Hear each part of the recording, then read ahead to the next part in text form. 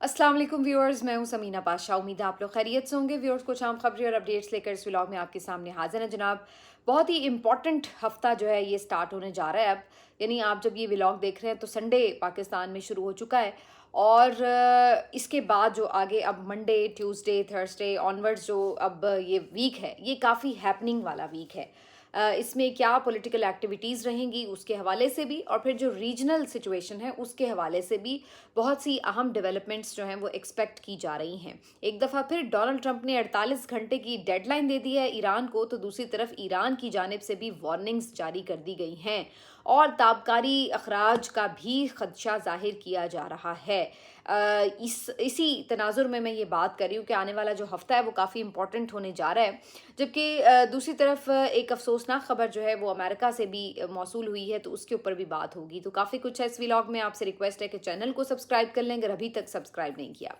तो सबसे पहले बात कर लेते हैं कि ये वीक जो स्टार्ट होने जा रहा है ये बड़ा इंपॉर्टेंट वीक है और उसकी कई सारी रीजंस हैं। पाकिस्तान में ये वीक ना सिर्फ ये कि एक्सटर्नल अफेयर्स की वजह से बल्कि इंटरनल अफेयर्स की वजह से भी काफ़ी ज़्यादा इम्पॉर्टेंट होने जा रहा है। पाकिस्तान में जो सियासी दर्जा हरारत है वो इस वीक में आपको बढ़ता हुआ नज़र आएगा और उसकी साफ वजह यह है कि पाकिस्तान तहरीक इंसाफ की तरफ से अब सड़कें गर्म करने का प्लान है और उनकी जानिब से कुछ ना कुछ अब एहतजाज का सिलसिला शुरू होने जा रहा है। कोई बहुत बड़ी लॉन्ग मार्च की कॉल तो एज सच नहीं है, लेकिन कुछ ना कुछ जो पॉलिटिकल एक्टिविटी स्टार्ट होगी, ज़ाहिर है फिर उसके अंदर स्टेटमेंट्स जारी होते हैं, फिर उसके अंदर लोग इकट्ठे होते हैं। उन लोगों को इकट्ठे होने से रोकने के लिए और फिर उनको मुंतशर करने के लिए यूज़ ऑफ फोर्स होती है। तो ये तमाम चीज़ें वो विजुअल्स हैं जो हम पिछले 3-4 सालों में कई मरतबा देख चुके हैं, लेकिन अल्टीमेटली उसके नतीजे में हम यही देखते हैं कि पॉलिटिकल टेम्परेचर जो है वो राइज़ होता है। तो यही अब एक दफ़ा फिर हमें पॉलिटिकल टेम्परेचर राइज़ होता नज़र आ रहा है। ये जो वीक है इसमें ज़ाहिर है कि एक तो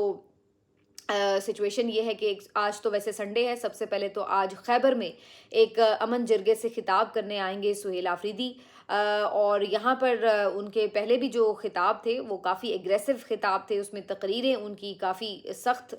जो थी वो टोन के ऊपर थी। तो आज भी उनका एक खैबर में अमन जरगे से बाजौड़ में खिताब है और यहाँ पर उनकी जो अनाउंसमेंट्स हैं वो काफ़ी इंपॉर्टेंट होंगी, क्योंकि आगे उन्होंने जो जलसे का ऐलान कर रखा है, जो स्ट्रीट मूवमेंट की वो बात कर रहे हैं, तो अब ये आहिस्ता आहिस्ता उन्होंने रिदम बनाना है, मोमेंटम पकड़ना है और उसके लिए अब आहिस्ता आहिस्ता उनके बयानात जो हैं उसमें आपको एक सख्ती और एक जो इश्तियाल है वो नज़र आएगा बाकायदा। क्योंकि अब उनके अंदर भी इस चीज़ का एक गुस्सा है कि वो जो कोशिश खामोश रहकर या सिस्टम के साथ चलकर उनको सपोर्ट देकर कर रहे थे वो उनके साथ भी कामयाब नहीं हुई। तो अब ये कि एक तो संडे को उनका ये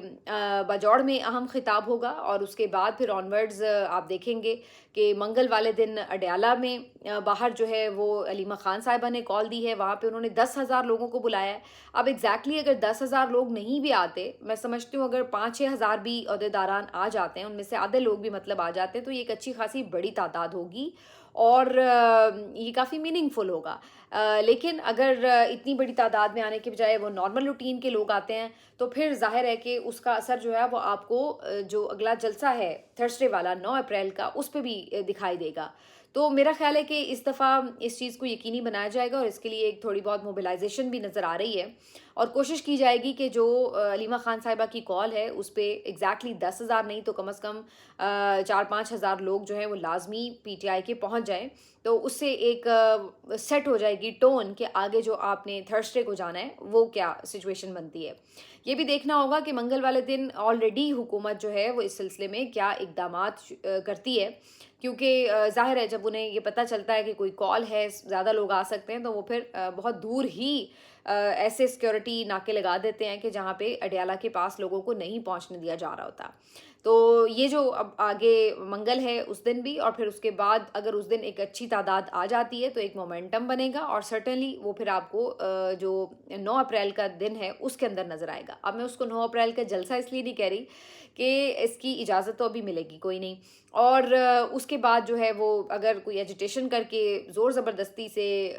जलसा करने की कोशिश की जाती है तो ज़ाहिर है उससे फिर एक हमें नज़र आएगा कि तसादुम है हुकूमत रोक रही है, पीटीआई करना चाह रही है, तो कुछ ना कुछ उसके अंदर जो है वो सीन्स ऐसे होंगे जिसकी वजह से एक पॉलिटिकल टेम्परेचर तो राइज होगा। तो ये अब आने वाला जो वीक है इसमें आपको कई ऐसी चीज़ें नज़र आएंगी। दूसरी तरफ जो है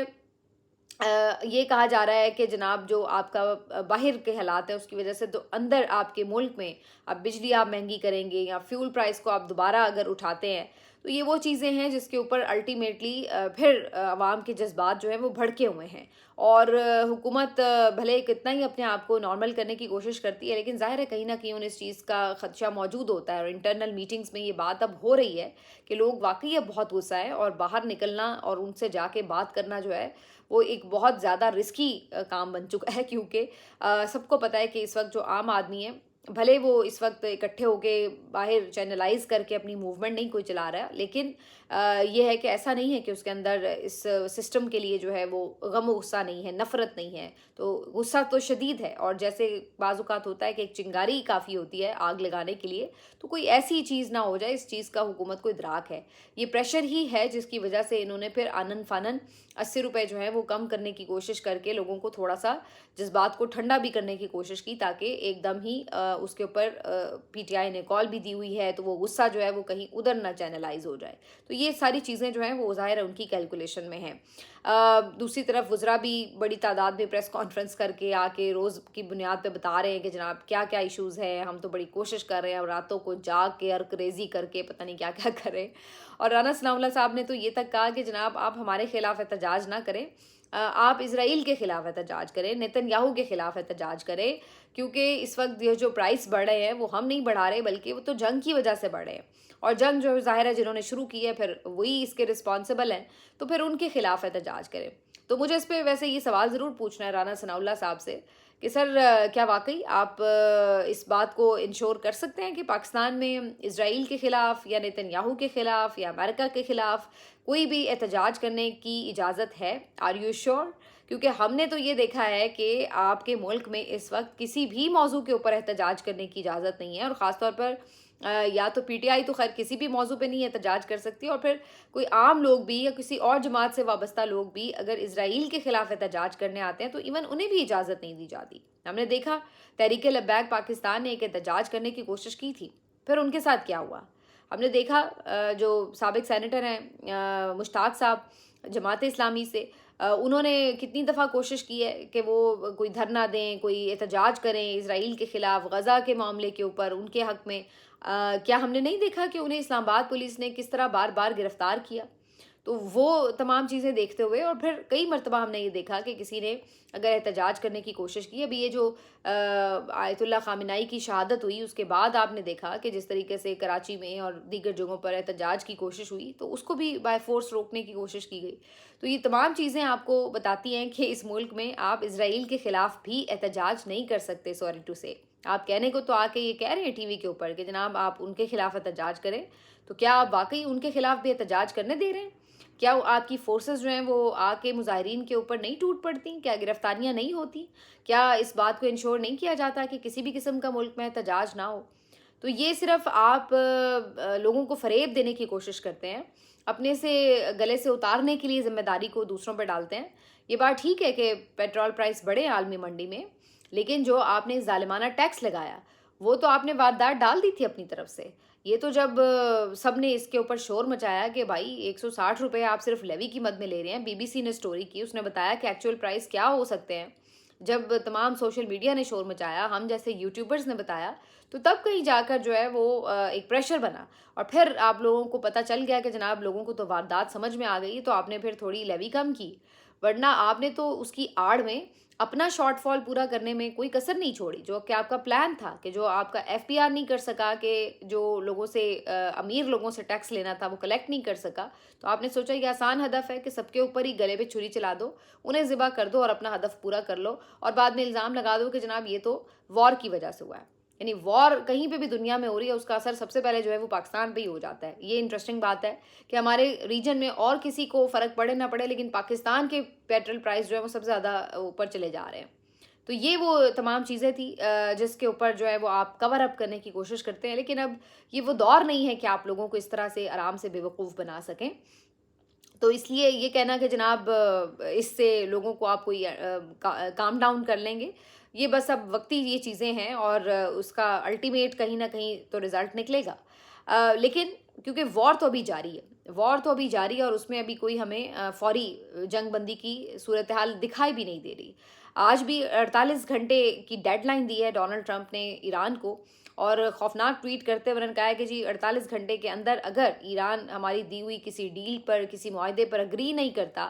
تو پھر اس کے بعد ہم جہنم کے دروازے کھول دیں گے. یعنی وہ کہتے ہیں جہنم ان کے لیے بنا دیں گے، ایسی بمباری ہوگی کہ ان کو سمجھ لگ جائے گی، اور بڑی کلیئر ان کی طرف سے جو ہے وہ دھمکی دی جا رہی ہے. کچھ اخبارات یہ رپورٹ کر رہے ہیں کہ اسرائیل ایک دفعہ پھر ایران کے جو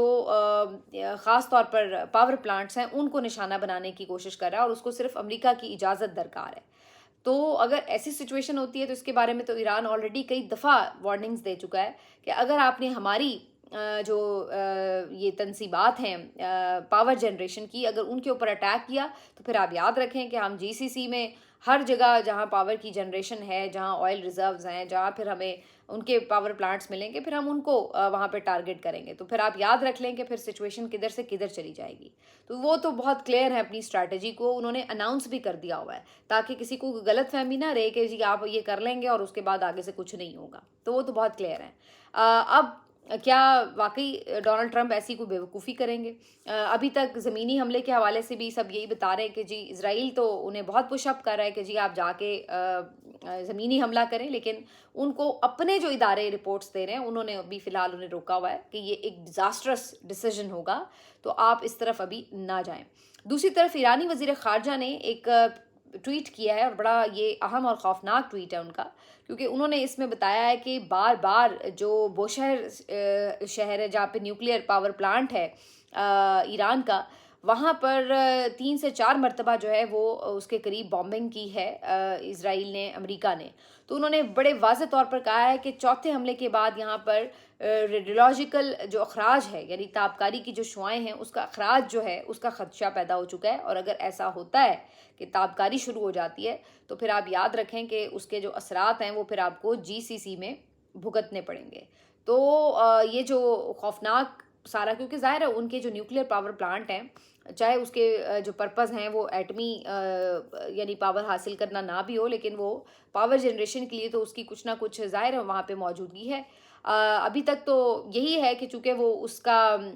آئی اے ای اے کا ایک پورا وزٹ ہوتا ہے اور اس کے ساتھ وہ معاہدے میں ہے ایران، تو وہ ایس ایچ اپنی جو نیوکلیئر انرجی ہے اس کو اس طرف نہیں لے کے جا رہا. لیکن اگر ایسی کوئی سچویشن بنتی ہے، جو کہ اب ان کے صحافی بڑا کلیئرلی بتا رہے ہیں کہ بھائی اگر آپ نے اسی طرح بار بار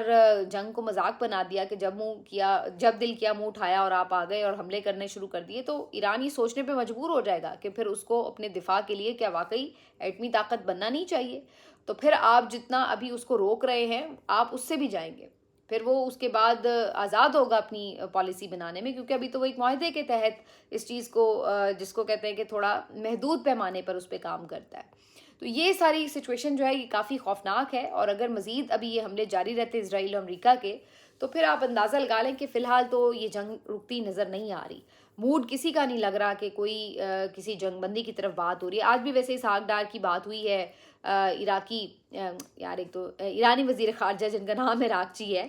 تو ان سے ان کی آج بھی بات ہوئی ہے، اور انہوں نے یہ بات کی ہے کہ ان کی طرف سے سٹل وہی کوشش ہے کہ کسی طرح جنگ بندی کی طرف مائل کیا جائے، لیکن جو شرائط ان کے سامنے رکھی جا رہی ہیں وہ کسی طور ایران کے لیے قبول نہیں ہیں. اور اب آبنائے ہرمز کو بند کر کے ایران کے پاس ایک ایسا اسٹریٹجک ٹول ہاتھ میں ہے کہ جس کو ظاہر ہے وہ کسی صورت بھی لوز نہیں کرنا چاہتا. اب امریکہ کی طرف سے پہلی جو ڈیمانڈ ہوگی وہ یہ ہوگی کہ آبنائے ہرمز کھولا جائے، اور میرا خیال ہے یہ آخری وہ ڈیمانڈ ہوگی ایران کی جس کو وہ قبول کرنے کے لیے تیار ہوگا. جب بالکل جنگ وائنڈ اپ ہو جائے گی تو شاید اس وقت وہ اس بات کے اوپر امپلیمنٹیشن کی طرف جائے، کیونکہ اس کو پتہ ہے کہ یہ وہ کی پوائنٹ ہے جس کی وجہ سے اس وقت وہ نیگوسیشنز میں بہت اسٹرانگ پوزیشن پر ہے. تو وہ اپنا جو اسٹرانگ پوائنٹ ہے وہ سب سے پہلے کبھی نہیں چھوڑے گا جب تک کہ اس کو اپنے اہداف نہیں مل جاتے. تو یہ اب جو ہے جبکہ امریکہ سب سے پہلے یہ چاہتا ہے کہ یہاں سے یہ جو چیز ہے یہ سارٹ آؤٹ ہو جائے. تو اب کس طرف آگے معاملات جاتے ہیں دیکھتے ہیں جی. سب کی نظریں اس طرف ہے. ملتے ہیں آپ سے اگلے ویڈیو میں. اپنا خیال رکھیے. اللہ حافظ.